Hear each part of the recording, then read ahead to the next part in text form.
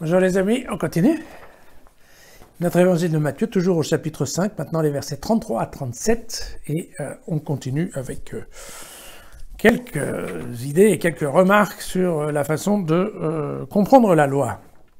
Vous avez encore appris qu'il a été dit aux anciens, « Tu ne parjureras pas, mais tu t'acquitteras envers le Seigneur de tes serments. » Et moi, je vous dis de ne pas jurer du tout, ni par le ciel, car c'est le trône de Dieu, ni par la terre, car c'est l'escabeau de ses pieds, ni par Jérusalem, car c'est la ville du grand roi. Ne jure pas non plus par ta tête, car tu ne peux en rendre un seul cheveu blanc ou noir. Quand vous parlez, dites oui ou non. Tout le reste vient du malin. Voilà, bonne leçon alors. Tout d'abord, livre d'Ésaïe, chapitre 66, premier verset. « Ainsi parle le Seigneur, le ciel est mon trône, et la terre, l'escabeau de mes pieds. » Bien. Donc, vous voyez d'où vient le texte. Très bien. Bon, ce qu'il faut savoir, c'est qu'à l'époque, en effet, de Jésus, les gens avaient l'habitude de jurer. Alors, ils avaient l'habitude de jurer. On a ça dans Astérix, hein, je suis sûr que nombreux de vous ont lu Astérix. Ils étaient tout le temps en train de dire par Zeus, par Odin, par Thor, par... Voilà. C'était un petit peu la coutume de l'époque et ça leur permettait en fait de complexifier énormément leur discours parce qu'ils chargeaient plein de jurons dans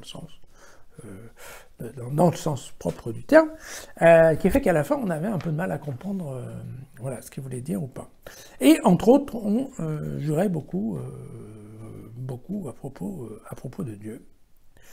Et très clairement, ça agaçait énormément Jésus, qui a donc bien posé cette petite règle en disant, écoutez, quand vous dites ni oui ni non, vous commencez à dire des bêtises et ça vient du malin, de Satan, du mauvais. C'est mauvais, voilà, c'est ça. Bon, moi je me souviens, alors bon, évidemment je suis plutôt jeune, hein, mais c'est vrai qu'effectivement, moi, mes parents, ma mère disait toujours, ne jure pas. Alors que je connais un certain nombre de paysans qui n'arrêtaient pas de dire ouais, bon Dieu, ou voilà, ou nom de Dieu. C'est une expression assez courante et donc on n'est pas en train de parler d'énormément d'années en arrière. Donc voilà, donc tout ça pour dire, je pense que c'est une autre manière de dire laisser à César ce qui appartient à César, à Dieu ce qui appartient à Dieu, éviter de mélanger les choses, éviter de venir coller Dieu ou le nom de Dieu dans des discours qui n'ont rien à voir avec la foi ou quoi que ce soit. Voilà. En fait, c'est un conseil aussi d'être précis et d'être concis. Pourrait-on dire que c'est un conseil qu'un certain nombre de gens, entre autres, des gens dans la politique pourraient prendre pour eux? Probablement. À demain.